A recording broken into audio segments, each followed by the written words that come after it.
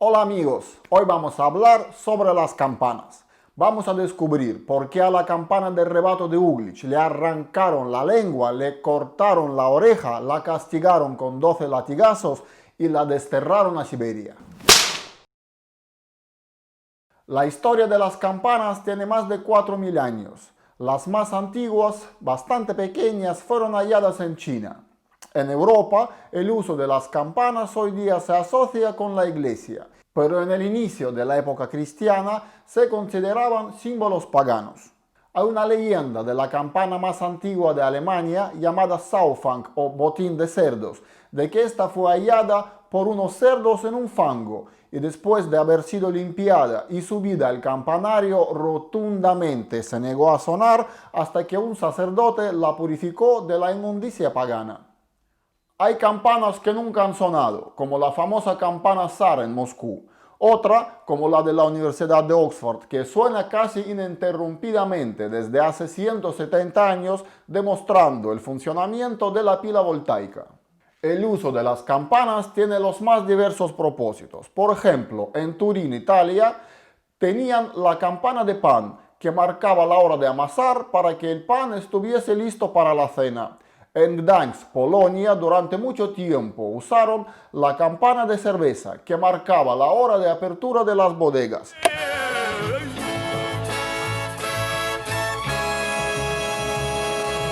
En la ciudad alemana de Bonn, la campana de limpieza llamaba a los ciudadanos a barrer las calles. Pero solo en Rusia ortodoxa se desarrolló un vínculo tan profundo entre el pueblo y las campanas que se llegaron a tratar como seres vivos con identidad. Las bautizaban, les daban nombres, las reconocían por sus voces y hasta las castigaban, las desterraban y las exiliaban. En Rusia se usaba tanto su tañido que sonaba por encima de todo. Cuentan que a veces la gente no se escuchaba estando en la calle.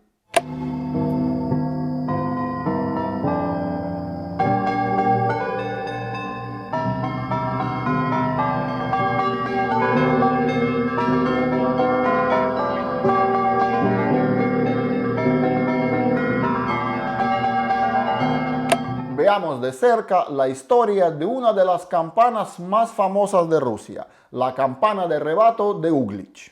A finales del siglo XVI, Rusia atravesó uno de los periodos más complicados de su historia, que llamamos los tiempos turbios.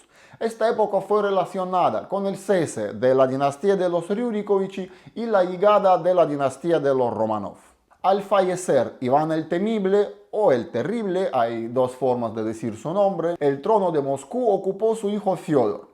A Fiodor lo recuerdan como una persona débil de salud, incapaz de gobernar, y durante su breve reinado todo el poder se concentró en las manos de Boris Godunov. Godunov, además de pertenecer a uno de los clanes boyardos, es el nombre antiguo de los señores terratenientes rusos, más poderoso, era cuñado de Fiodor. Mientras, el último hijo de Iván, llamado Dmitri, junto a su madre, fueron enviados a Uglich, lejos de la capital, acompañados por pasante Vitiagovsky y su hijo, para supervisar de cerca todos sus movimientos. En 1591, Dmitri fue encontrado en el patio del Kremlin de Uglich con un tajo en la garganta.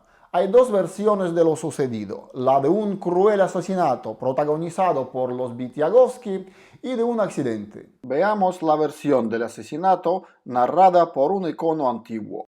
En la parte izquierda vemos cómo los Vitiagovsky sacan a Dmitri del palacio, lo matan e intentan escapar a caballo. Y aquí los Vitiagovsky tratan de forzar la puerta del campanario para impedir la llamada a rebato. Sí, es nuestra protagonista. Y al no conseguirlo, son apaleados y apedreados por la multitud revuelta. Vamos ahora con la segunda versión, la de un accidente. Черт побери! Черт побери! Черт побери! Черт побери! Desde Moscú a Uglich fue enviada una comisión, presidida por Vasily Shulsky, que por cierto llegó a ser zar a finales de los tiempos turbios.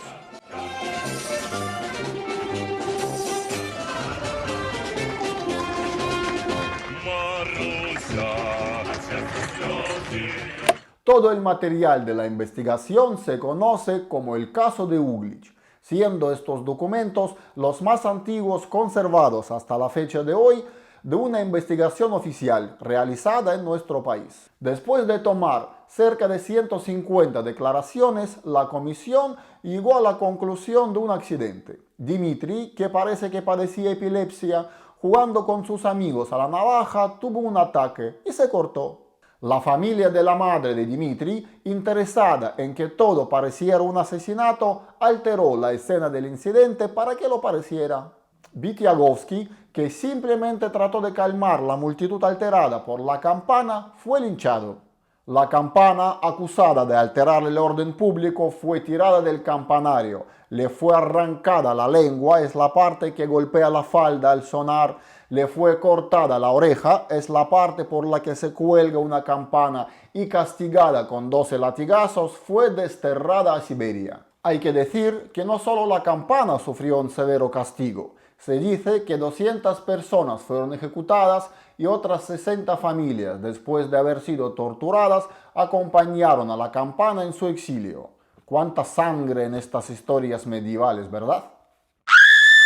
Después de la pronta muerte del zar Fyodor, al quedarse extinguida la línea de los Rurikovichi, Boris Godunov ocupó el trono y Rusia se sumió en los tiempos turbios. La versión del asesinato se hizo oficial de la mano del propio Vasily Shuisky, que solo hace unos años llegó a la conclusión diametralmente opuesta, pero siendo el zar le interesaba el desprestigio del nombre de Godunov. Dimitri, a su vez, fue canonizado.